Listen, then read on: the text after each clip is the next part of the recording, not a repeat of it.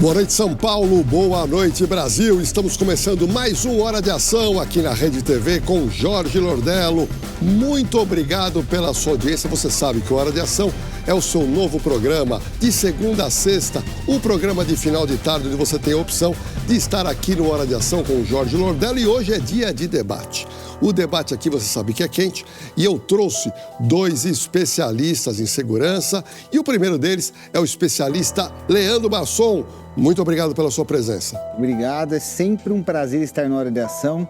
Eu fico muito feliz de participar desse programa, junto com o Dr. Beraldo, com o Dr. Lordello e com o nosso diretor Eduardo Oliveira. E para falar agora sobre o lado dos direitos humanos, da advocacia, nós convidamos aqui um advogado polêmico, um advogado de mais de 40 anos de profissão, Dr. José Beraldo. Boa noite. Muito obrigado, boa noite a todos. É sempre um prazer, mesmo porque eu estou aqui para combater o bom combate. Muito obrigado. Bom, daqui a pouquinho eu vou mostrar uma ocorrência onde a polícia parou um veículo e nesse veículo tinha um cara com uma conversa muito fiada. Uma conversa muito fiada, o policial não acreditou.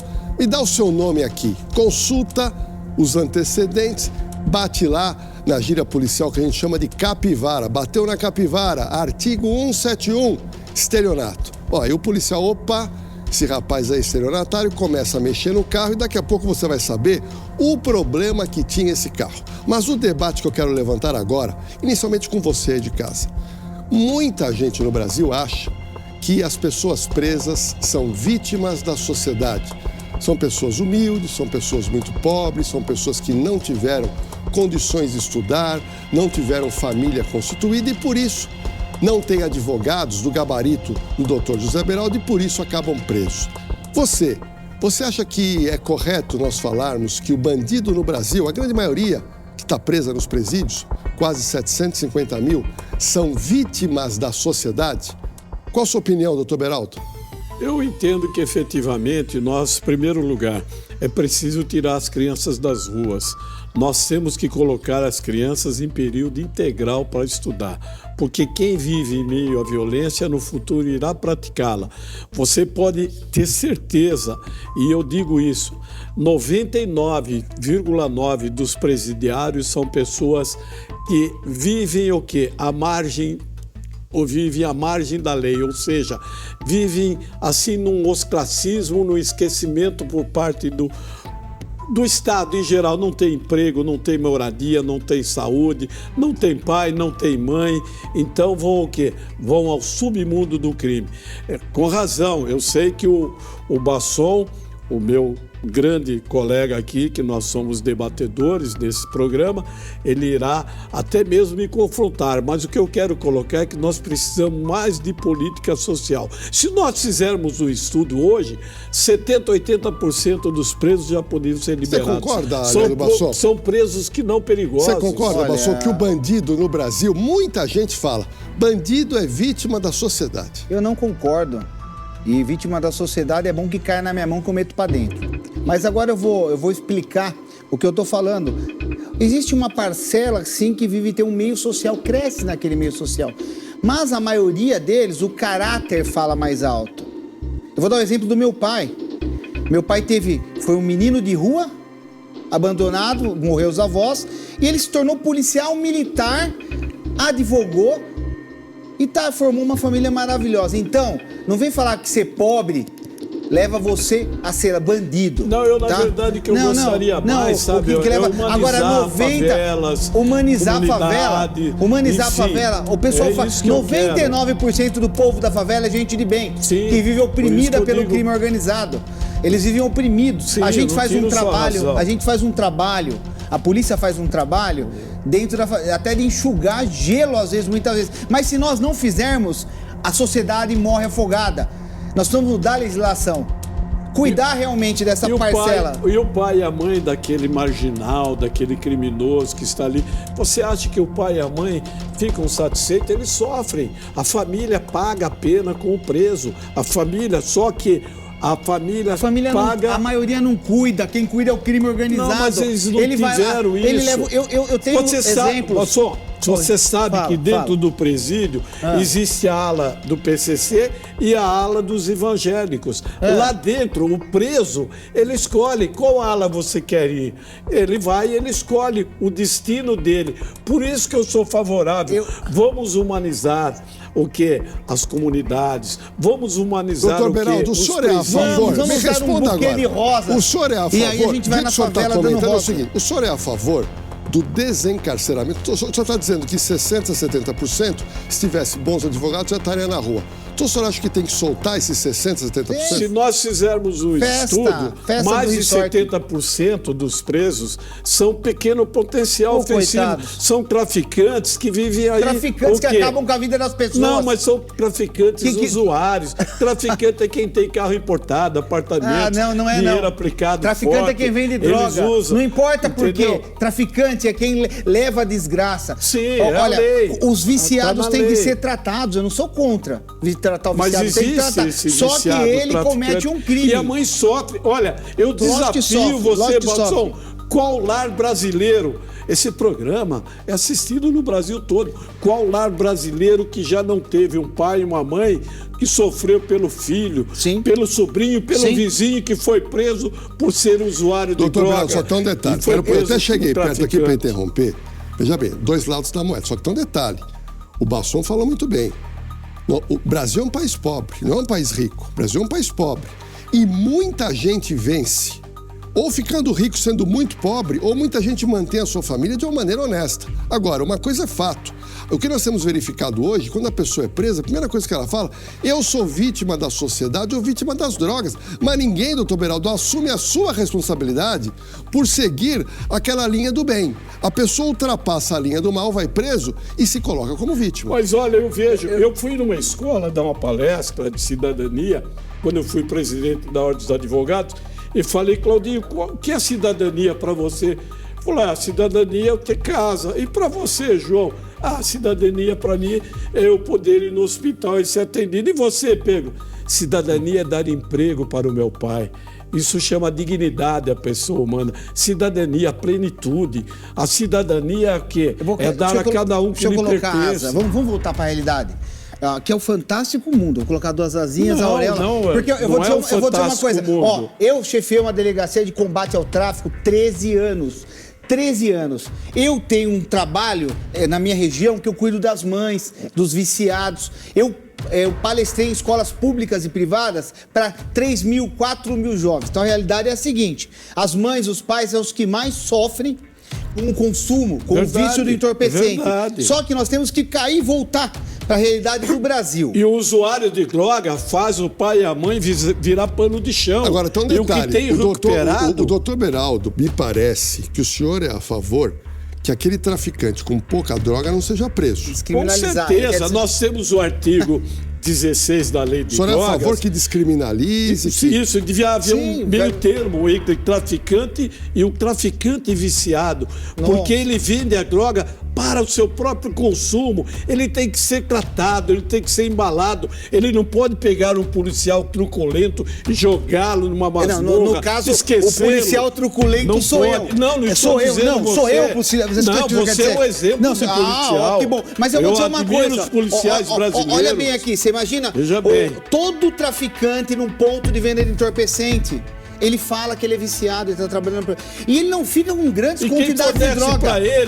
Quem fornece para ele chega de carro preso também. Está preso chega também. De carro blindado e não vai preso. Quem falou que não vai preso? Nós temos que ter o quê? Quem falou que não vai preso? É leviano que o senhor está falando. Eu sei que a polícia... Eu chefei uma delegacia. Eu vou me calar aqui. Eu vou me calar. Não, agora fale. Eu vou me calar. Se você tem coragem, fale. Se você tem coragem, olha ali naquela câmera e fala. Agora. Então fala. A polícia é séria. Temos uma corregedoria séria. Que bom. Então ela fiscaliza, é séria, mas nós temos o quê? Que proteger esses jovens e não dar chibatadas nesses dependentes. A opinião de vocês dois são importantes. Posso completar uma coisa, Lourdes, antes de terminar? Eu também sou a favor da recuperação, de tratamento dos viciados, mas nada justifica um viciado trabalhar num ponto de venda de entorpecente e contaminar, deixar outros viciados vendendo.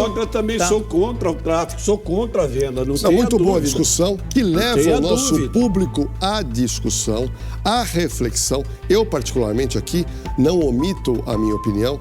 Eu acho que bandido não é vítima da sociedade. Eu acho que o usuário de drogas, ele fala, não, eu sou vítima da droga. Na minha opinião, não é. Cada um na vida faz uma escolha, certa ou errada, depois você teria que assumir as suas responsabilidades. Mas, na ocorrência que eu vou mostrar agora aqui no nosso telão, a Polícia Militar para um carro. E esse carro tem um motorista que, puxando a capivara dele, já parece estelionato. E ele, com uma conversa de estelionatário, querendo enganar o policial. Você vai verificar o que o policial encontrou no carro de errado. Acompanhe na tela do Hora de Ação. A polícia está nas ruas de Vitória, capital do Espírito Santo. Um carro suspeito é avistado e interceptado pelos agentes. O condutor terá que se explicar para os policiais. O carro é do senhor? Eu tô pegando ainda. Não, tô pegando no que sentido? Tô comprando, eu tô trocando Vamos jogar limpo que a gente joga limpo. Não, trocando em granito, pô. Trocando em granito. Você é dono de... Não, deixa com granito. Aonde? Hã? Na onde? Tô terceirizado. Eu trabalho com chapa em Cajueiro e vendo aqui. Ah, tá. Você mora onde? Moro aqui em Morada da Barra. Da onde o senhor conseguiu esse carro? Rapaz, eu tô trocando, eu nem peguei esse carro ainda. Não, mas onde o senhor conseguiu? Tô negociando com o rapaz, cara. Não, negociando aonde? Ele mora lá em Cachoeiro, pô, de Cachoeiro ele. Visivelmente nervoso, o homem se complica ao tentar explicar a origem do veículo. Natural da onde? Sou natural de Pinheiros. Pinheiros. É. Mas ó, uma pergunta rapidinho vou fazer ao senhor. O senhor tem alguma passagem pela justiça? Tem, pô. Qual artigo? Estelionato. Estelionato. Beleza. Beleza. Beleza. O senhor comprou esse carro por quanto? Legal, tô negociando ainda. Legal. Qual o valor? Qual o valor? O cara tá pedindo 16 mil em granito. Ele tá financiado, ele falou? 16 mil? É, em O granito. livre só 16 mil? Não, tem que continuar pagando o financiamento. Ele ia passar o financiamento e ia depois nós acertar a documentação. Você puxou o documento desse carro? Não, ainda aí, não. Rafael? Ainda não. Você conhece a procedência dele? Não, ainda não. Você sabe quem é o camarada que vendeu o carro? Não, a gente consegue, pô. Você conhece ele? Você sabe? Você pode levar a gente até ele? Mas em Cachoeiro, né, cara? Não, eu quero saber que tem como chegar a ele. Deixa eu ligar nele, conversar com ele. Ele vai vir até Acho você? que vem, pô, com certeza. Tem quantos dias que o senhor tá com o carro? Não, meu documento tá aqui não, né, velho? Você não tem documento nenhum, não? Não. Chega aqui, aguarda aqui.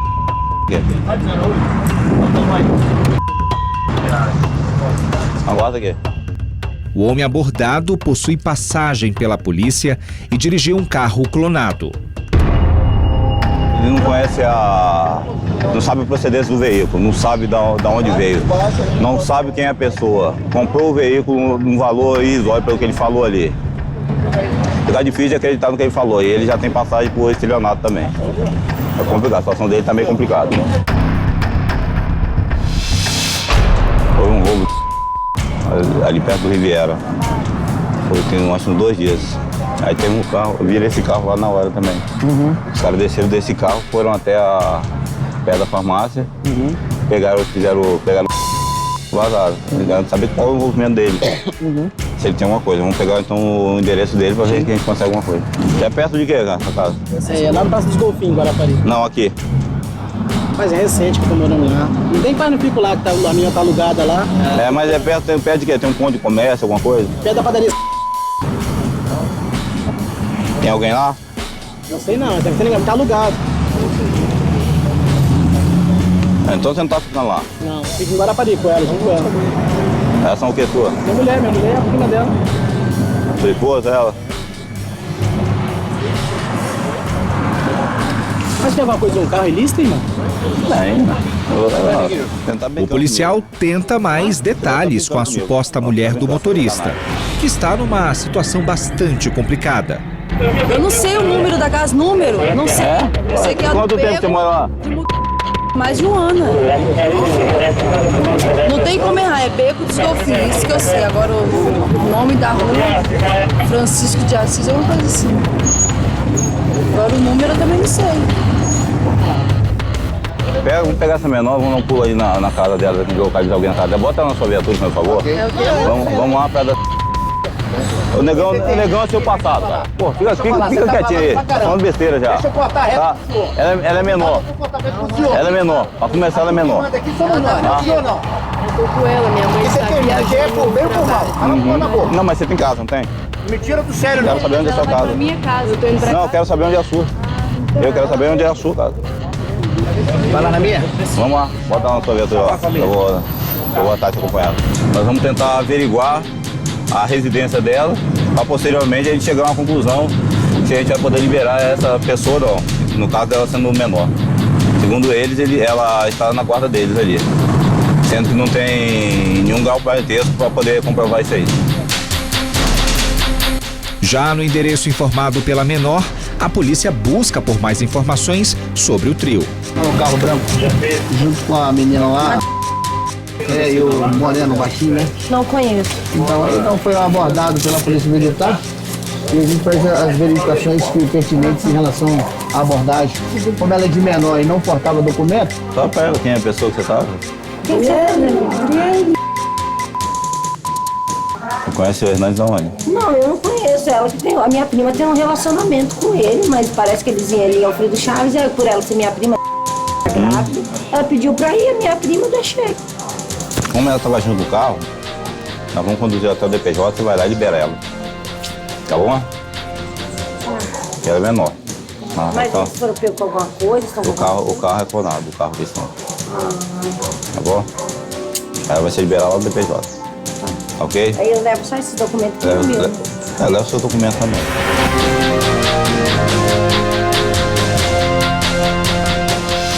O elemento foi detido na proximidade da base do Cu.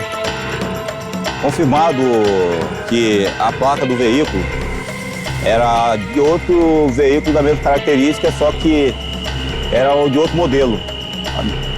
Era um carro hatch com a placa de sedã.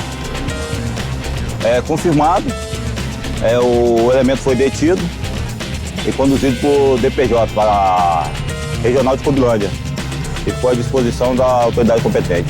A Polícia Civil de São Paulo tem combatido e muito a pornografia infantil. Só para você entender, muita gente pelo Brasil consome vídeo de sexo com criança, compartilha ou vende. Qualquer uma das modalidades é crime e manter vídeos no seu computador ou no seu smartphone também é crime. Tem um delegado aqui em São Paulo, o doutor Estevão, que ele é incumbido de fazer essas operações e em uma das investigações ele entra numa residência, investiga os computadores lá existentes e encontrou vídeos realmente que chocam quando você verifica uma criança praticando sexo. Bom, esse tema é muito importante para uma discussão na sociedade e eu queria trazer aqui para os nossos debatedores. Leandro Basson, a polícia está sendo muito contestada quando ela invade uma casa para pegar uma situação em flagrante delito. Estão dizendo que a polícia não pode mais, nem em flagrante delito, entrar numa casa. Qual a opinião que você tem sobre esse tema controverso? Ele é controverso, mas a minha opinião que é, olha aqui, olha pra mim, o crime tá acontecendo. Então não importa, tá em flagrante, vai entrar.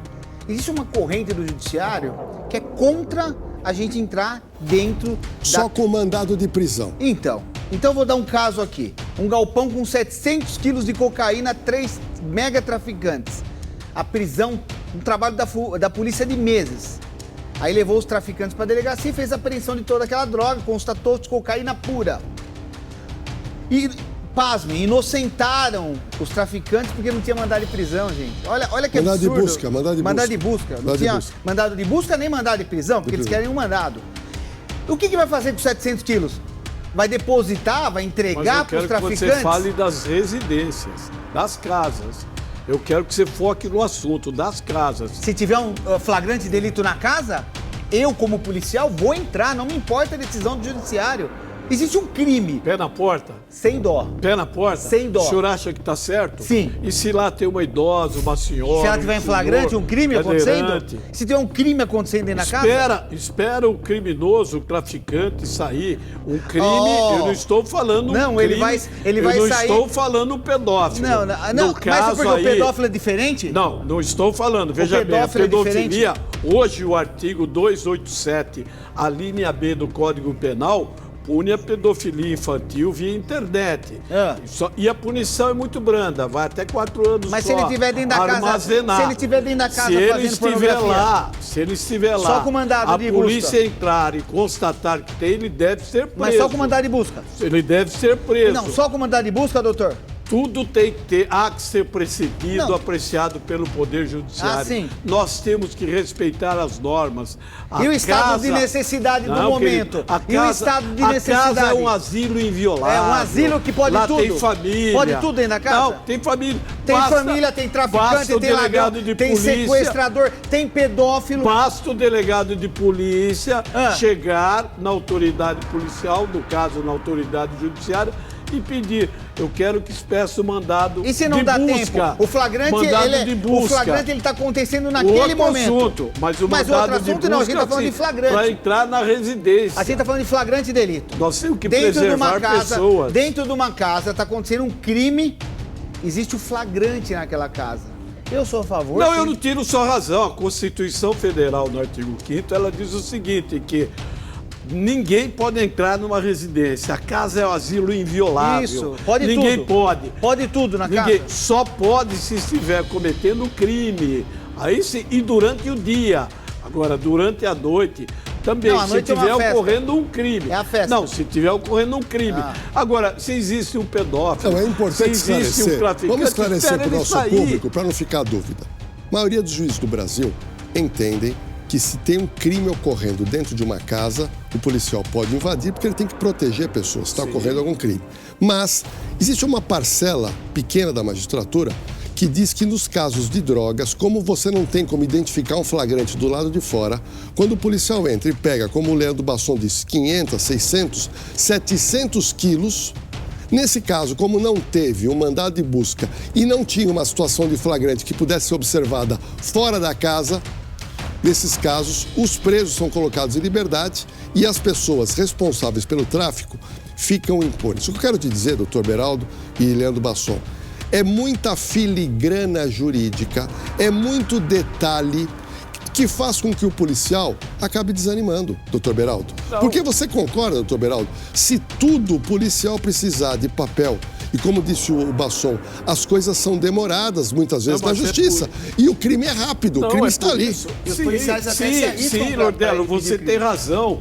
Você é conhecedor das normas, das leis. O que eu quero colocar, Basson também. Então, veja bem, o que eu quero colocar, se é possível buscar um mandado para entrar num domicílio, eu já vi policiais, por exemplo, com mandado judicial para buscar o quê?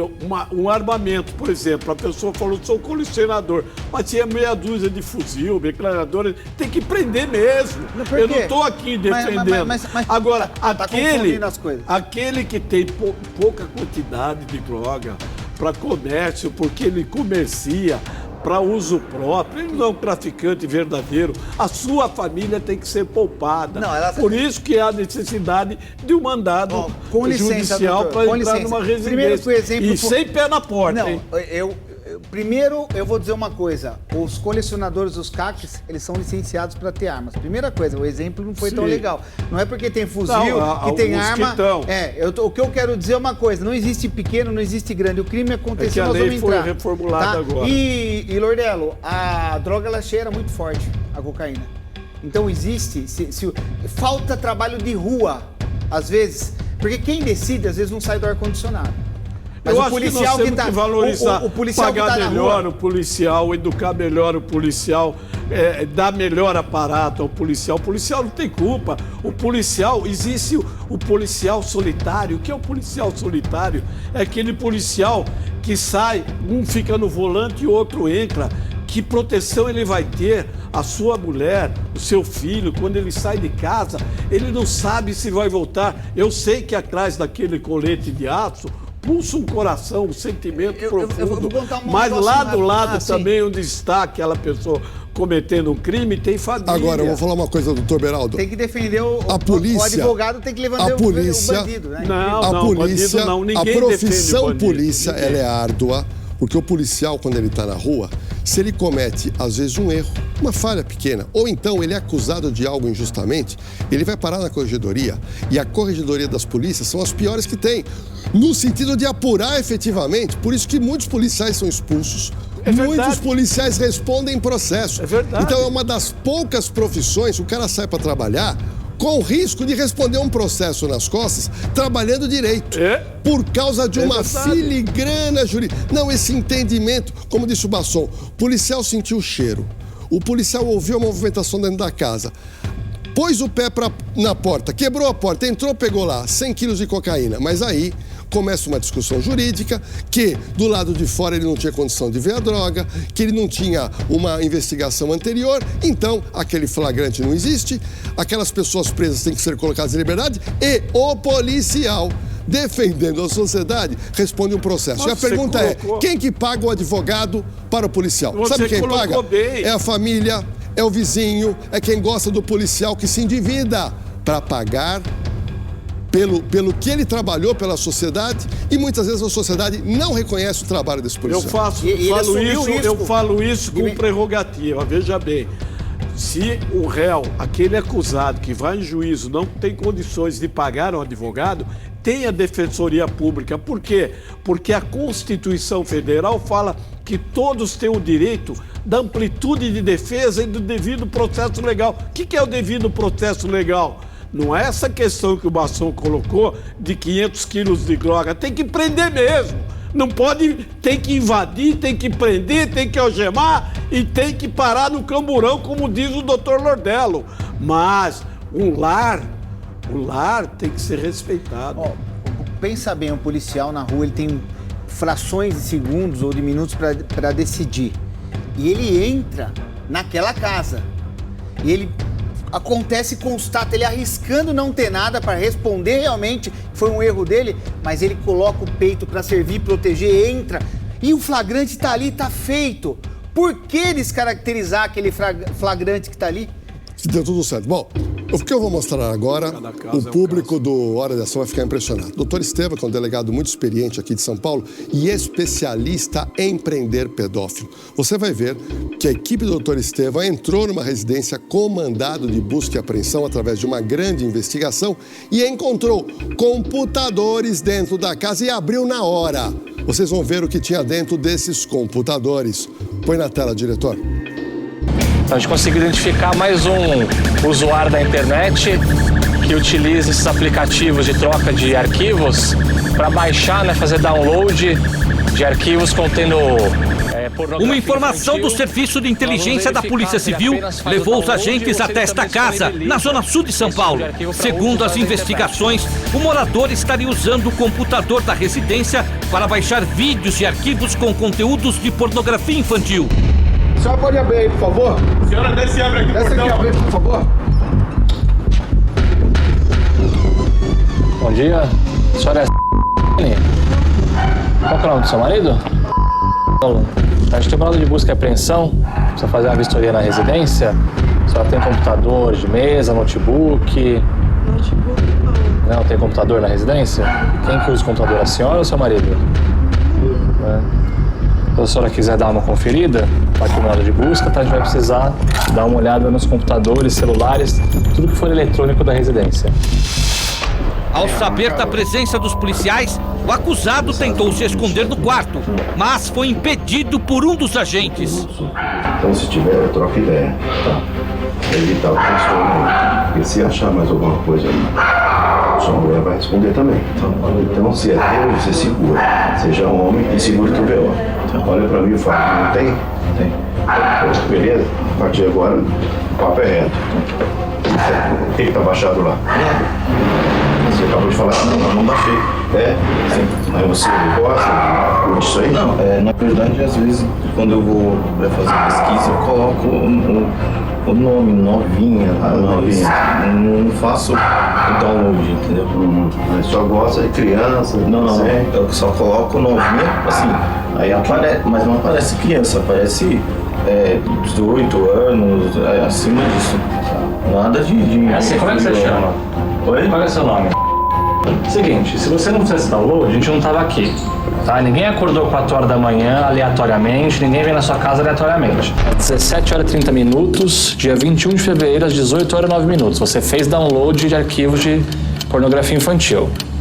Eu tenho o dia e o horário que você fez.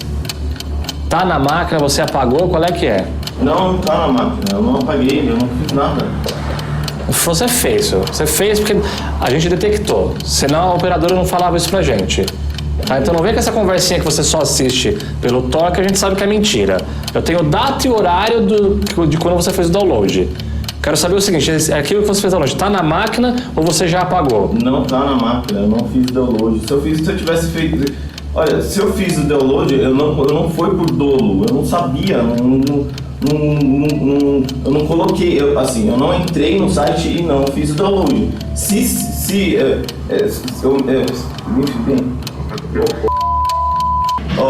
o seguinte, se eu não fiz o download. Os policiais ficaram mais de 1 hora buscando provas que pudessem incriminá-lo e acabaram apreendendo os equipamentos eletrônicos para a perícia. A gente não conseguiu verificar aqui na residência, né, a existência de arquivos de pornografia infantil na máquina. Então vamos levar para a delegacia o computador, o HD externo e os pendrives, fazer uma análise mais detalhada na delegacia e depois a perícia técnica.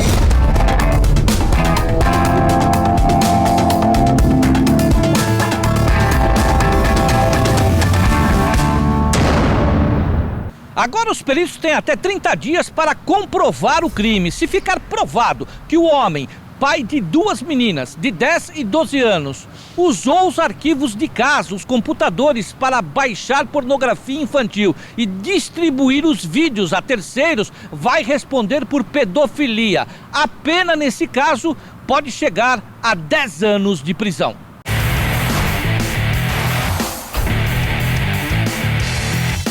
Olha, tem no mínimo no Brasil 35 anos que a gente vive uma pandemia. Não é de Covid, não, é de carro roubado. Ninguém aguenta mais. Vou mostrar agora uma ocorrência que nós acompanhamos da Polícia Militar, algumas pessoas presas. Essas pessoas presas... Olha, fiz essa arma aqui, diretor. Pergunto para você de casa, essa arma aqui te colocaria a medo de um assalto? Porque essas pessoas estavam com o carro roubado e portando essa arma de fogo. Tenho certeza que você está falando, ó, Lordelo, ó, isso aí deve ser um 38 ou um 357. Parece, mas não é. É o que nós chamamos de simulacro de arma de fogo. Ou seja, uma arma de brinquedo, uma réplica perfeita. Então, olha que loucura. Vários jovens com um carro roubado fogem da polícia. Eles portavam o quê? Um simulacro, este aqui. Ou seja, iriam fazer novos crimes, mas deram de frente com a Polícia Militar e foram parar na cadeia. Estamos indo aí averiguar um veículo, produto de roubo, e cantou um pouco mais cedo aí. Parece que a viatura da terceira C está acompanhando aí pela Avenida Anhamelo. Aqui já bem próximo, né? Estamos quase. Pô, tem gasolina, quer tele, falando no bolso.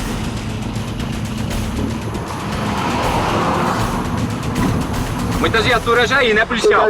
Sim, parece que estão no encosto do veículo.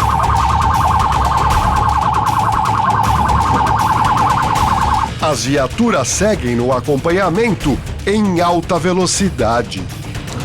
Aqui, né? Sim.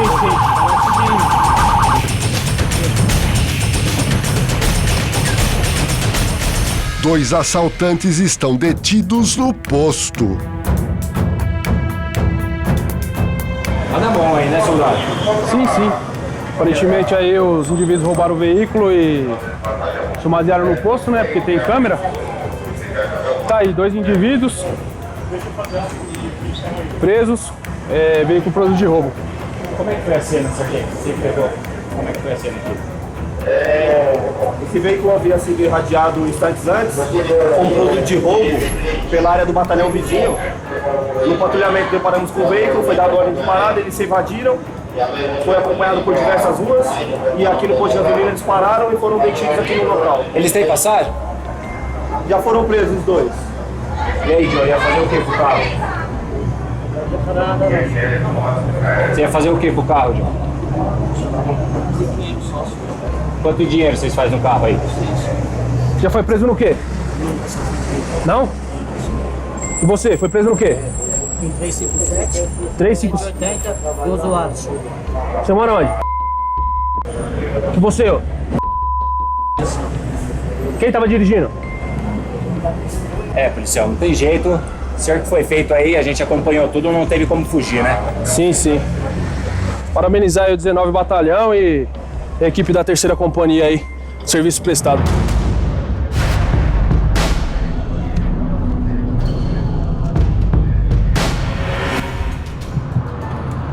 Quantos roubos vocês já haviam feito com essa arma aqui? Primeira vez, senhor. Primeira vez? Senhor. Você já foi preso quantas vezes? 3 vezes. 3 vezes no 57? Senhor. Ó, os indivíduos estavam com simulacro. É um simulacro aí de um revólver. Aparentemente em 6 polegadas e meia. Simulacro muito bem parecido com o revólver real mesmo. Policial, tá aí na noite uma pessoa de bem e não vai pagar pra ver aí, né? Não tem como... como eu vou falar pra você, não tem como você desacreditar disso aqui, né? Você achar que isso aqui seja uma arma de brinquedo.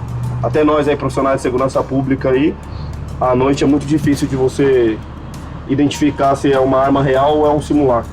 Mais uma vez aí, a polícia recuperando o veículo, devolvendo pra vítima e 2 indivíduos presos. O assalto foi eu chegando na minha casa, eu e minha mãe.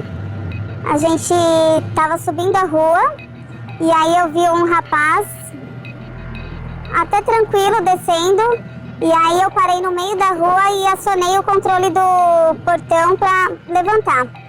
Nisso, quando eu percebi, eu travei o portão e ele já veio armado, encostando o revólver na cabeça da minha mãe pedindo para ela descer. Nisso encostou um outro na minha porta pedindo para eu descer. E o outro já estava dentro do carro. O que pegou minha mãe, ele foi andando com ela, encostou a arma nas costas dela e foi andando uns 10 metros falando que ia atirar nela. E o outro me tirou, me arrancou pelo cabelo, me jogou no chão e já entrou no carro falando que não era para desligar. E eles entraram e arrancaram pro carro e foram embora. Levando tudo que estava dentro, o carro, tudo e deixou a gente lá. Eu quero agradecer o trabalho dos policiais, eles foram muito rápido e eu não tenho nem palavras, porque o trabalho deles foi assim sensacional. Estávamos em patrulhamento quando recebemos a informação que a viatura da 3ª Companhia do 19 Batalhão estava acompanhando um veículo produto de roubo, onde se deslocamos ao apoio. Com a chegada no local, 2 indivíduos foram detidos. Um já tinha passagem pelo crime de roubo, foram algemados e conduzidos ao 69, onde ficarão à disposição da justiça.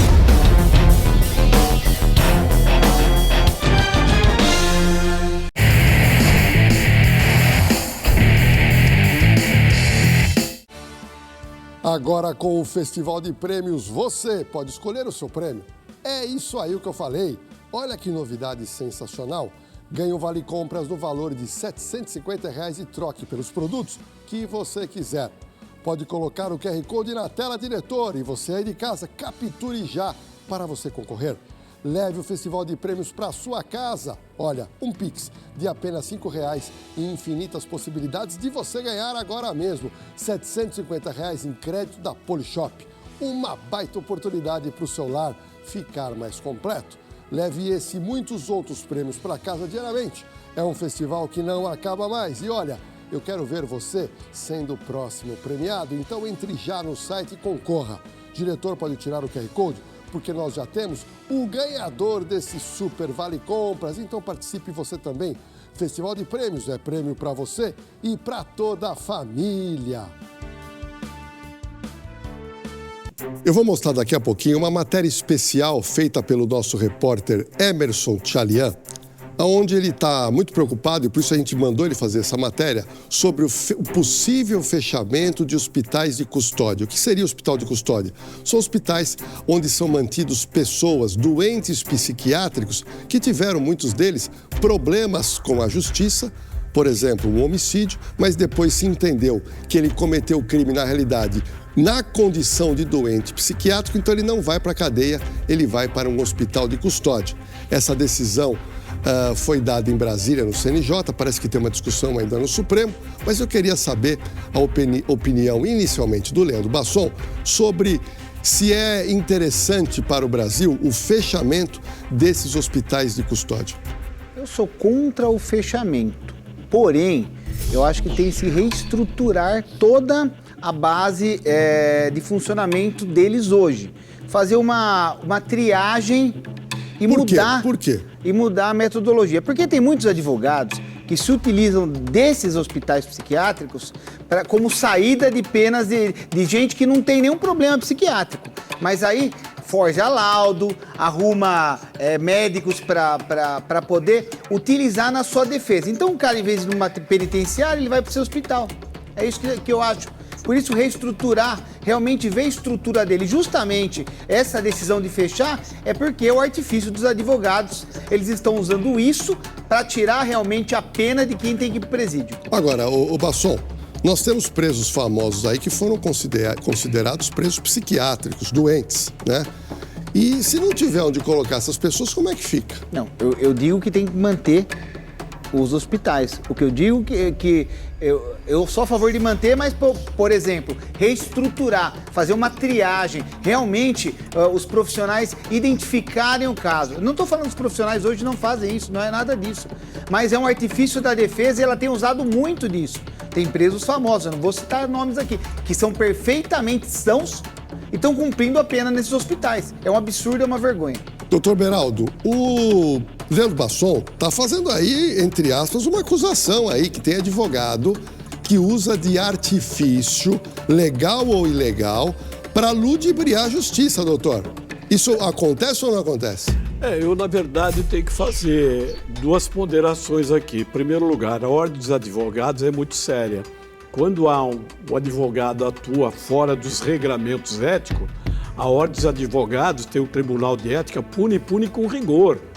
Pune com muito rigor. Em segundo lugar, advogados não forjam laudo, não fabricam laudos. Ninguém falou de laudo, estou falando de reestruturar, reorganizar, realmente pegar especialistas no caso. Ótimo que você explicou isso para mim agora. Na verdade, eu não posso tirar a sua razão, porque uma pessoa, por exemplo, esse caso dessa pessoa que é o que esfaqueou Bolsonaro, nós verificamos que ele estava o quê? Ele estava preparado, ele havia planejado, ele já estava tudo ali e tudo mostra que é um crime encomendado. Então ele não pode colocar naquela, como diz a parte geral do Código Penal, aquele que no momento da ação não tinha noção do seu comportamento e comete um crime, ele tem que ser captado, ou seja, ele é inimputável. O senhor é a favor ou contra o fechamento dos hospitais de custódia? Eu sou contra o fechamento,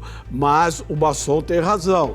Tem razão na questão da reciclagem. Por exemplo, esse Adélio que esfaqueou o Bolsonaro, tudo indica que existem mandantes, pessoas mas tem o laudo psiquiátrico, doutor. A justiça decretou. O laudo psiquiátrico, a justiça decretou. Ele deveria ser renovado. Ele é renovado por certo tempo. Eu tenho uma saída, eu posso interferir? E feito. Por três profissionais.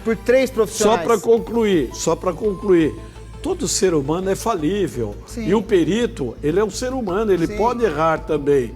Né? Então, na verdade, eu me lembro daquela pessoa que estava num hospital como este e chegou o médico e falou, olha, eu vou liberar aqueles que estão bons, não é verdade? Como eu vou fazer? Vamos enganar. Aí um teve a ideia, amarrou um barbante num pente e começou a puxar o pente e falou, vem Lulu, vem Lulu. O médico falou assim, nossa, seu Lulu é bonito. Ele falou, não tá vendo? Isso aqui não é Lulu, não, isso aqui é um pente. Olha, você está pronto para ser liberado. Então, existem pessoas que são sedizentes ou que inimputáveis, pessoas que, eu não sabia o que estavam fazendo na hora, eu perdi a noção, eu estava drogado. Eu não tiro sua razão, que é um caso como esse gravíssimo, que atingiu o ex-presidente. Isso devia ser apurado com rigor e serve como exemplo. Beraldo, aqui no programa, o que a gente mais ouve quando o bandido é preso e a gente faz a pergunta, o bandido sempre tem uma desculpa. Ou ele é louco, ou eu usei muita droga, eu não sabia o que eu estava fazendo. É só desculpa. Mas eu não vejo um dizendo, não, olha, eu tô arrependido, eu cometi um crime. É só desculpa esse país. Eu costumo colocar assim, que o primeiro magistrado da causa é o advogado. A sala do advogado é um laboratório de almas. A pessoa vai lá e fala a verdade para o advogado. O advogado, porque o Código Penal... E você não fica traumatizado com um negócio desse, sim, doutor? Quando há erro, o cara até assumir que estuprou uma criança. Eu não defendo, não defendo, eu tenho meu dever ético. Agora, se ele realmente for inocente e eu estar convencido daquilo, eu defendo. Agora, eu também não defendo a truculência da polícia. Quantos e quantos presos... voltou pra polícia. Voltou pra polícia. Quantos... Ó, nós estávamos falando do manicômio. Do manicômio voltou pra polícia. Eu estou dizendo, a culpa é da polícia pro doutor Beraldo. Quantos presos foram absolvidos? Ó, eu vou voltar no manicômio. Quantos erros judiciários? Deixa eu falar no manicômio. Vou voltar, doutor. O preso que é pobre, ele não tem perícia, como foi usado no caso do Nardoni, por exemplo. O promotor fez uma maquete que custou R$7 mil para mostrar ali por quê? Porque o réu era rico, né? Então se fez tudo. Para o preso não tem perícia, o preso pobre não tem nada. Agora o manicômio eu concordo. Doutor Beraldo, principalmente doutor essa Beraldo, o debate está quente, o diretor está me pedindo que eu chame o VT. Espera um pouquinho, daqui a pouco nós vamos comentar numa outra oportunidade, porque o Emerson Tchalia se aprofundou nesse assunto para que o público aí de casa entenda. O CNJ quer que feche o hospital, os manicômios, o hospital de custódia.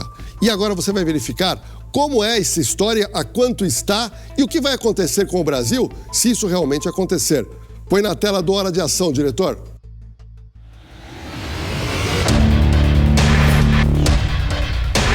Francisco Costa Rocha, o Chico Picadinho, preso há mais de 40 anos por estupro, assassinato e esquartejamento de 2 mulheres em São Paulo.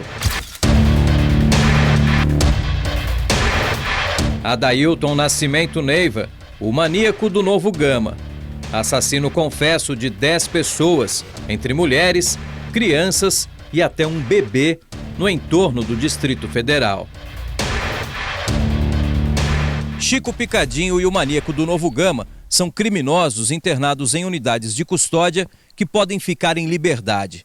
Uma resolução do Conselho Nacional de Justiça, publicada neste mês, determina o fechamento de todos os hospitais de custódia e tratamento psiquiátrico do Brasil.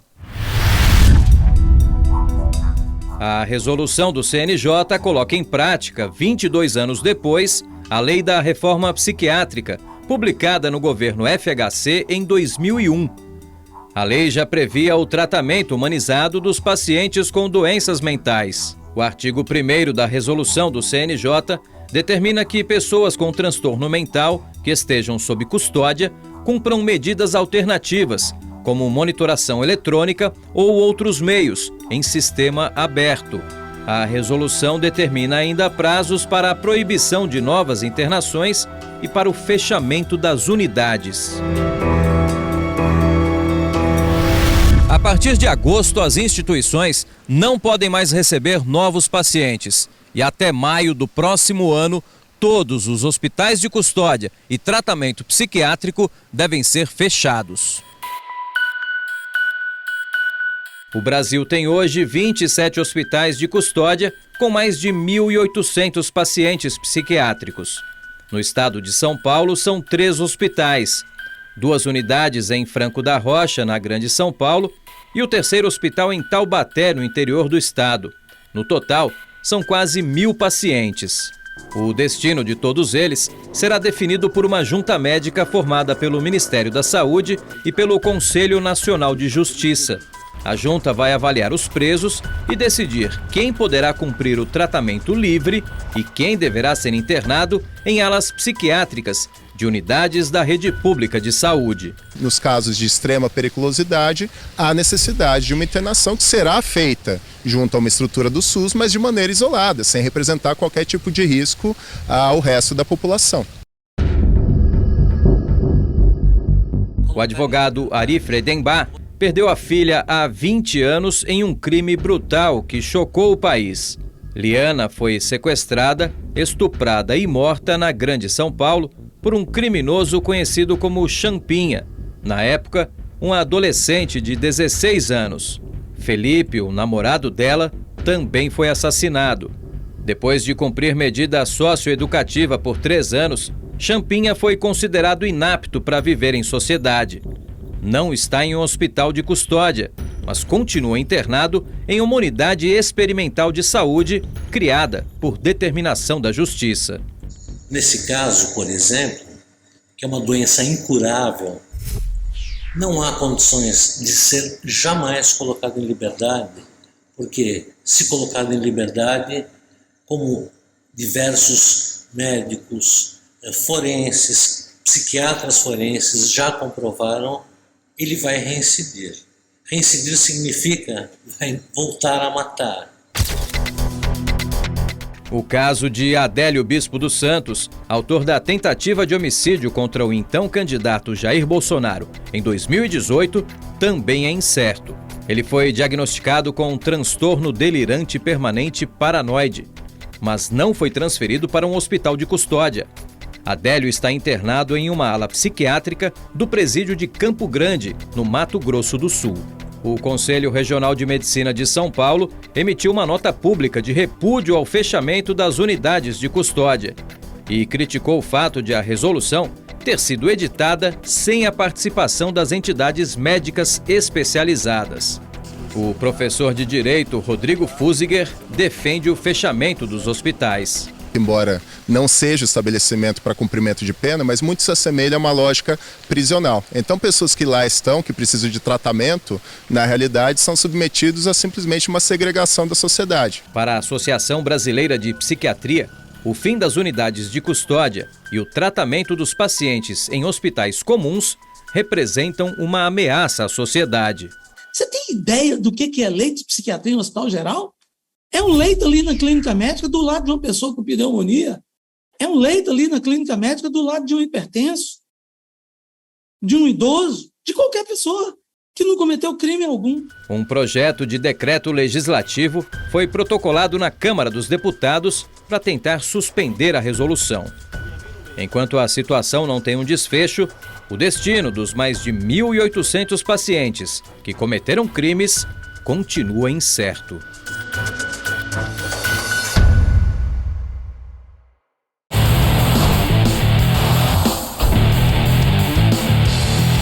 Continuamos com Hora de Ação e vamos agora para João Pessoa, na Paraíba, onde você vai verificar mais uma abordagem da polícia. Você vai verificar também toda a dificuldade do trabalho policial. O indivíduo é parado para a averiguação. E aí começa aquela conversa mole. O policial percebe que ele não consegue falar direito os dados qualificativos e pede o quê? O documento. Qual que é o documento que você tem que apresentar? Ou a carteira de habilitação ou o RG. Ele apresenta o documento e o policial começa a ver o documento.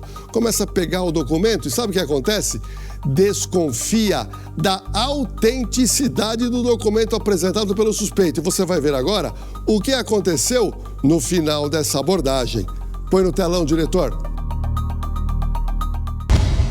Só sem a gente vai entrar agora na comunidade, na Nazaré, onde lá perdura lá tráfico de entorpecente e a gente tem informações de vários elementos armados naquela localidade, né? Onde já houve vários trocas de tiro com a polícia militar lá, né?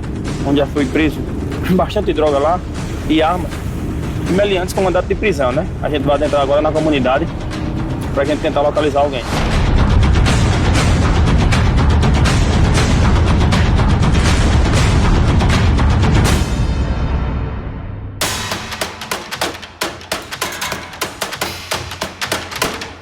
A equipe desembarca e vai direto para uma viela próxima do endereço do procurado. Eu? Tenho 23. Tu é natural de onde? São Paulo. Qual a cidade? Suzano. Pronto. Tu tem 23 anos. Qual é a tua data de nascimento? Dia, mês e ano? Essa é a segunda via? Tu tirou quando essa segunda via? Lá em Natal. Em Natal? É. Esse bicho é foragido lá. É. Sou foragido não. Sou não, meu senhor. Eu vou fazer o seguinte, eu vou... Sou foragido não. Eu vou identificar você na delegacia. Se ligue. Identidade é falsa. É mais um crime. Vem aqui falar só um negócio aqui pra tu. Não, ele tá querendo ser. Vem cá falar um negócio pra tu. Não é falso não, meu senhor. Essa identidade é falsa. Essa identidade é falsa. Eu mostro você que ela é falsa. A identidade de Natal é assim mesmo. Identidade do Brasil é tudo uma cor só, do Brasil todinho. Não, é diferente. A numeração é diferente. Agora, o meu dele de cédula... O nome da tua mãe tá correto aqui. o nome da tua mãe tá Oliveira, o seu nome tá Louveira. Filho, olha, eu vou dizer mais uma vez. A educação, quem pede é você. Tá certo? Não é foragido não, mas a identidade é falsa. É falsa não. Então fizeram errado, né? Não fizeram errado não, porque eu não... Filho, seu nome é de Louveira Santos. Eu puxei de Santos. E Louveira veio de onde? Louveira veio de onde? Explique pra mim de onde veio Louveira, sua árvore genealógica. Colocar, seu nome não tem Louveira. Como é seu nome? Louveira Santos. Sim. Colocado, né? Louveira. É o quê? O Oliveira, que é Oliveira. De Oliveira Santos. Louveira Santos. Louveira Santos. De Louveira Santos. Louveira? De Louveira Santos. De Louveira Santos. Policial, incomum ele não saber o nome, mesmo estando escrito na identificação, né? Geralmente, essas falsificações grosseiras deste documento, eles se esquecem, né, de gravar todas as numerações e o nome da genitora como o nome do pai, data de nascimento. E esquece, e não lembrando, sempre vai esquecer de um número, sempre vai esquecer de um detalhe, entendeu? E por esse detalhe, ele vai ser conduzido à delegacia para prestar esclarecimento com o delegado. No caso, ele esqueceu de um detalhe difícil de esquecer. Que é difícil esquecer, que é o nome da mãe, né? A genitora dele. Algema. Algema porque você não quer colaborar. Se você quisesse colaborar, podia ser resolvido tudo aqui. Mas como o senhor não quer fazer nenhum tipo de colaboração com a Polícia Militar, está na rua para combater o crime diariamente, certo?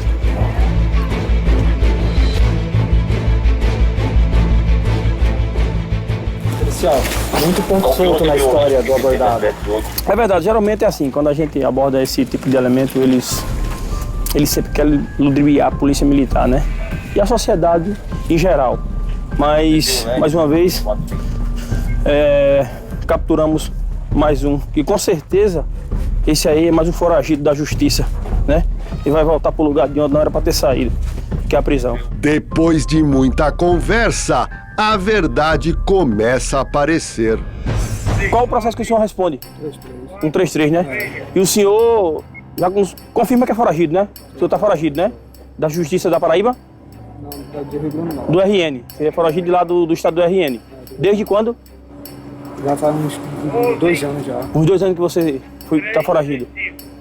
De lá, da Justiça de lá, né? Então tá bom. Então a gente vai para a delegacia. Acompanhe. Policial, agora tá explicado por que tanta mentira. Exatamente, né? Geralmente eles são assim, né? Eles começam a mentir, mas com pouco tempo a verdade chega, né? A verdade chega.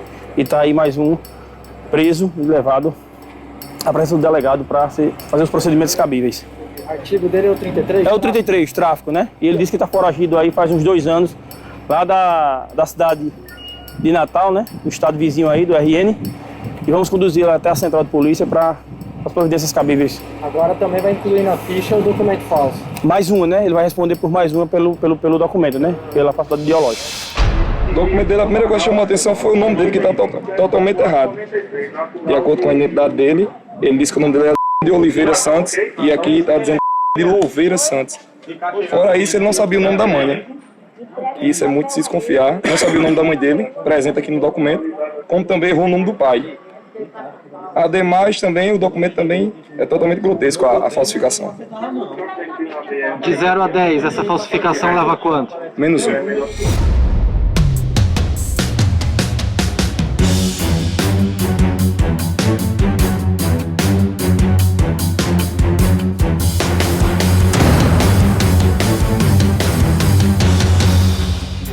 Olha, o que tem no Brasil, gente que dirige moto e carro sem carta, é uma grandeza. Principalmente os mais jovens. Pessoas irresponsáveis, não querem ir para a autoescola, acabam comprando uma moto, muitas vezes a moto roubada, mas a pessoa sem habilitação na maior cara de pau. E eu vou te mostrar agora, em Embu das Artes, um jovem com uma moto legalizada, mas só pelo fato de não ser habilitado, ele quer fugir da Guarda Civil e causa o maior problema.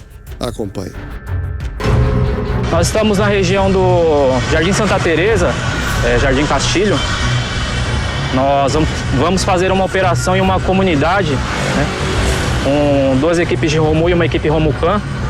Essa comunidade já é de conhecimento nosso que os criminosos deixam as motocicletas paradas, né, esfriando, para saber se tem rastreador ou não. Nós vamos adentrar essa comunidade por 3 acessos, cada equipe por um acesso, para tentar frustrar qualquer tentativa de fuga aí dos criminosos. Já no começo das diligências, a equipe recebe um chamado. Segura. A equipe Romucan subiu a pera. Motocicleta na cor preta. Segura o que tem, caralho. Puxa, pra ver se ele desceu. Deixa a ponta aí, amigo.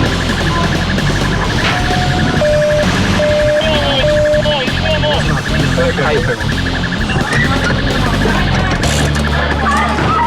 Os agentes descem da viatura e se deparam com um elemento detido por outra equipe policial.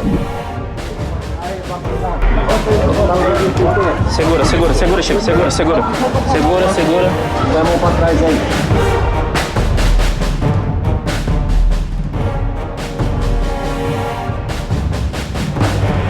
Qual que é o BO da moto, mano? Nenhum? Você fugiu por quê, então? Você fugiu porque tá com uma maconha. Quantos anos você tem? 18, você é habilitado? E aí, compensou fugir? De quem que é a moto? Tá do seu nome? Tá em dia? Moto atrasada, maconha no bolso, sem habilitação. Agora aqui? Agora? Lordelo, por incrível que pareça, muita gente se intimida com a presença da polícia. Outras pessoas, por exemplo, fogem de uma blitz policial. Mas a gente lembra a você de casa que desobedecer uma ordem policial, segundo o Código Penal brasileiro, é crime. Inclusive, você pode pegar uma punição de 15 dias a 6 meses, além de multa. Então, o indivíduo se evadiu da abordagem, a motocicleta, né? Foi verificado aí que ele não possui antecedente criminal, nem nada de ilícito foi encontrado com ele, a não ser uma maconha, né, usuário. Se deparou com a viatura, ele se evadiu por conta disso. Além da motocicleta estar atrasada, o indivíduo não possui habilitação. Então, tendo em vista aí, a gente vai tomar as medidas administrativas. O indivíduo será conduzido e a motocicleta vai ser recolhida.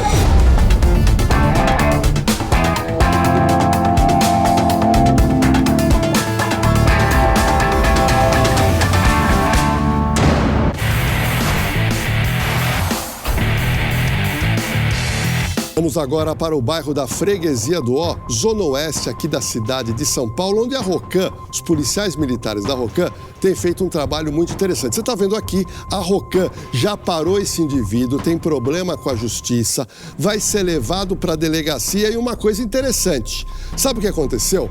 Você vai assistir daqui a pouquinho. A mãe dele ficou sabendo da detenção e foi lá. Aí o filho, que parece mais um advogado, falou: mãe, calma, eu não estou preocupado. Fica tranquila, no máximo 2 dias a justiça vai me liberar e eu volto para casa da mamãe. Será que isso vai acontecer? Acompanhe.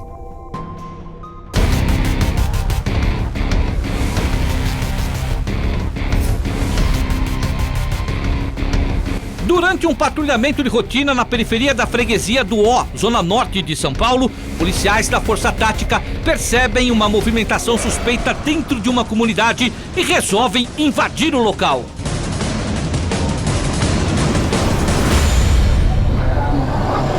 O que você dispensou lá?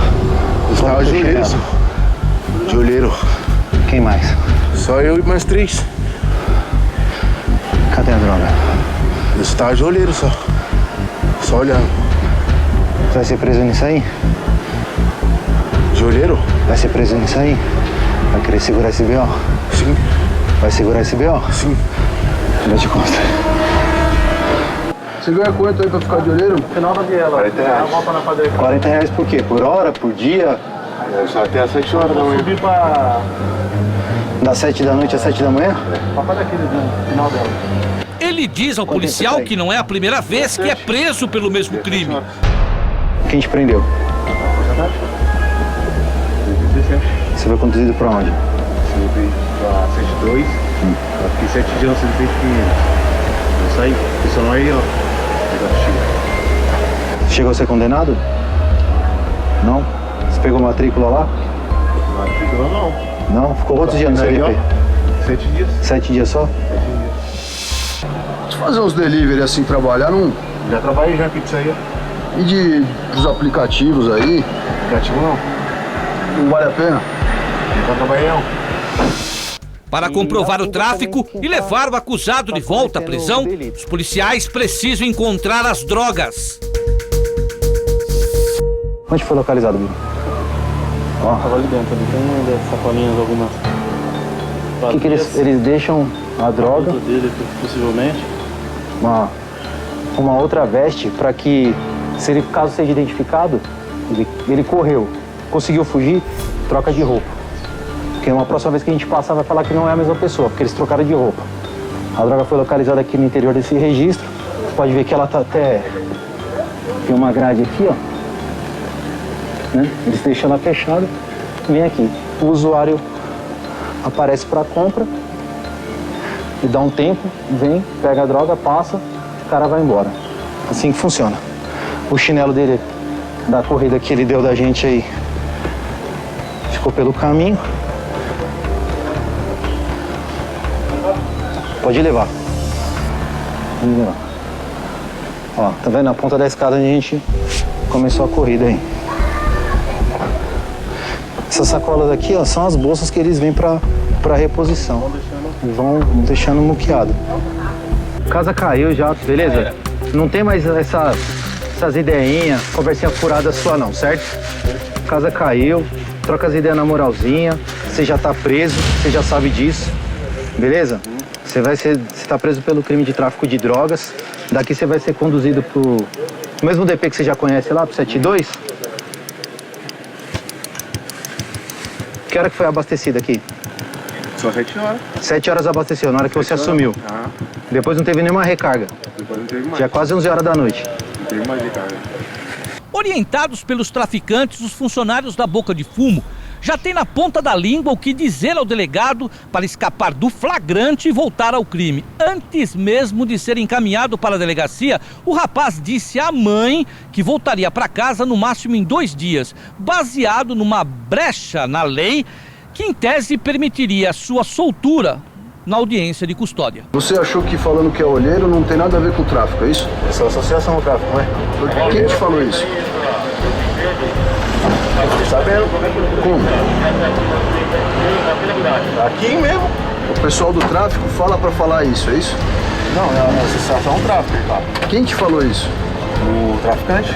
O traficante falou, se te pegarem, fala que você é olheiro, que não é tráfico, é isso? É a associação ao tráfico, ele fala. E você acreditou nisso?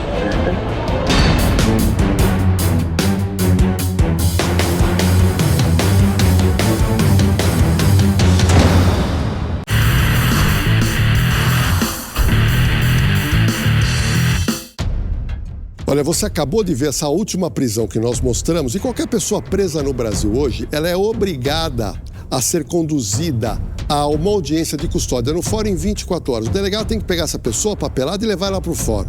E muitas vezes, nessa audiência de custódia, o preso é liberado. Leandro Basson, o que você acha da audiência de custódia? É um instituto que foi um aprimoramento para garantia de direito ou foi um aprimoramento para se colocar pessoas envolvidas em crime na rua?